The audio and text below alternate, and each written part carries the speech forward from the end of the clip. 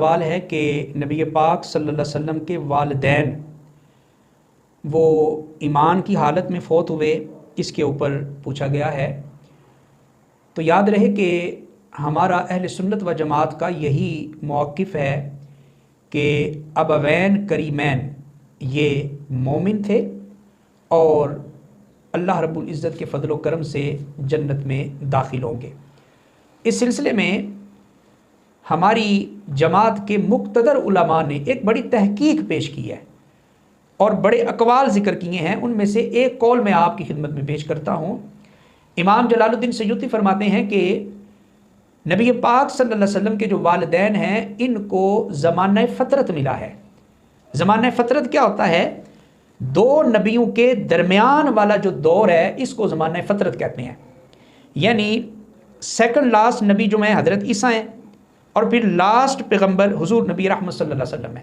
اب ان دو نبیوں کے درمیان کا جو عرصہ ہے اس کو زمانہ فطرت بولتے ہیں، اور اس سلسلے میں اصول یہ ہے کہ اس زمانے میں جس شخص نے شرک نہیں کیا، بتوں کی پوجا نہیں کی، اس کا ایمان اللہ کے اوپر رہا، وہ صاحب ایمان ہے، وہ مومن ہے۔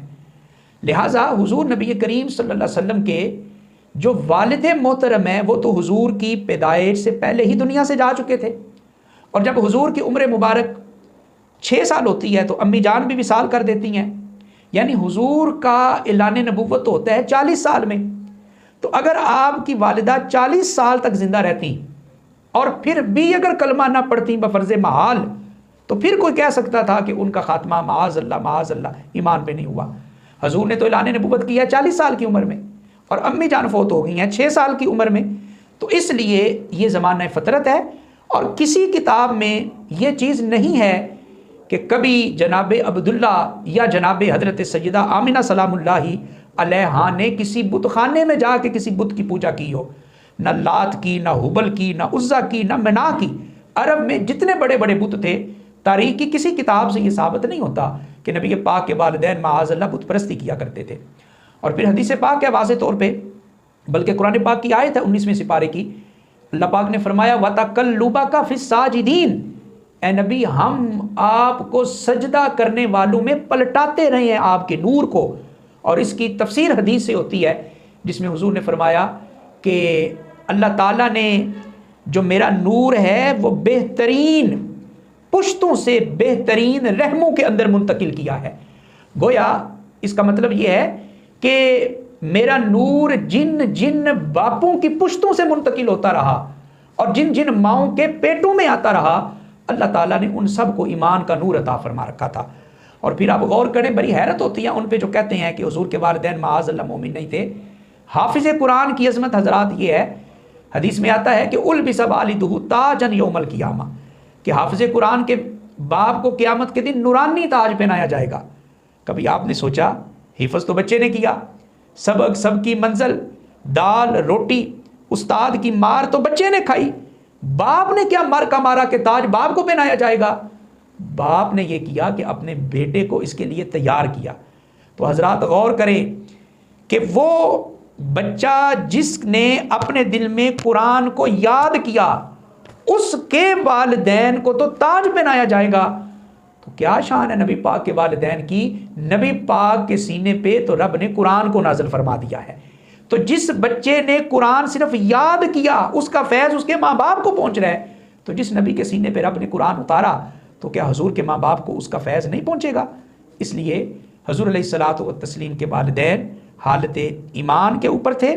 اور پھر اس سلسلے میں آخری گزارش آپ یاد رکھیں، حضرت امام آلوسی فرماتے ہیں، اے نبی کا کلمہ پڑھنے والے، اگر تو چاہتا ہے کہ تیرا باپ مومن ہو اور قیامت کے دن مومنوں میں اٹھے تو نبی پاک کے باپ، نبی پاک کے والد کے ایمان کو بیان کیا کر، اس کے صدقے اللہ تیرے باپ کو بھی ایمان پہ ثابت قدمی عطا فرمائے گا۔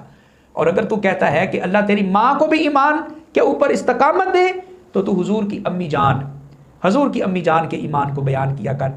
اسی قسم کا ایک شخص تھا جو حضور کے والدین کو مومن نہیں کہتا تھا۔ وہ کسی عالم کے پاس گیا اور کہنے لگا کہ میرا دل نہیں مانتا کہ حضور کے ماں باپ مومن ہیں، معاذ اللہ استغفر اللہ۔ اب وہ جو عالم دین تھے انہوں نے کہا بیٹھو تمہارے سوال کا جواب پھر دیں گے۔ اندر گئے، تھوڑی دیر کے بعد آئے تو پلیٹ میں بڑے موٹے موٹے انگور تھے۔ کہا میاں یہ کھاؤ۔ اس نے کھائے تو پوچھا حضرت جی یہ تو بڑے میٹھے ہیں، یہ کہاں سے لے کے آئے، مجھے بھی دکان کا پتہ بتائیں۔ تو وہ بزرگ کہنے لگے کہ دکان سے نہیں لائے، میرے گھر میں ککر کا درخت ہے، ککر کا درخت ہے اور اس کے اوپر انگور لگے ہوئے ہیں۔ وہ کہے حضرت جی یہ کیسے ہو سکتا ہے، ککر پہ بھلا انگور بھی لگتے ہیں؟ تو کہا یہی تمہیں سمجھانا چاہتا ہوں، جس طرح ککر پہ انگور نہیں لگا کرتے، اسی طرح کسی کافر کے جسم میں اللہ اپنے نبی کے نور کو بھی داخل نہیں کیا کرتا۔ اور اس لیے دودھ جس برتن میں ڈالنا ہوتا ہے، گاؤں کی ایک ان پڑھ عورت بھی پہلے اس برتن کو اچھی طرح صاف کرتی ہے، دھوتی ہے، صابن لگاتی ہے کہ میں نے اس میں اللہ کا نور ڈالنا ہے۔ یار گاؤں کی اس ان پڑھ عورت کو تو اتنا شعور ہے کہ اللہ کا نور گندے برتن میں نہیں ڈالنا، سوچ تو کتنی بڑی جسارت کرتا ہے۔ پتہ چلا اللہ نے بھی اپنے نبی کا نور جن ماں باپ کے جسموں میں رکھا ہے، اللہ نے ان ماں باپ کے جسموں کو تھوڑی نہیں، اللہ نے سب سے زیادہ طہارت عطا فرما دی ہے۔ اس لیے حضور علیہ السلام کے والدین کا ایمان، اس کے اوپر دل و جان سے یقین رکھیں، اسی کے اوپر ہماری نجات ہے اور اسی کے اوپر حضور کی رضا ہے۔ واللہ اعلم۔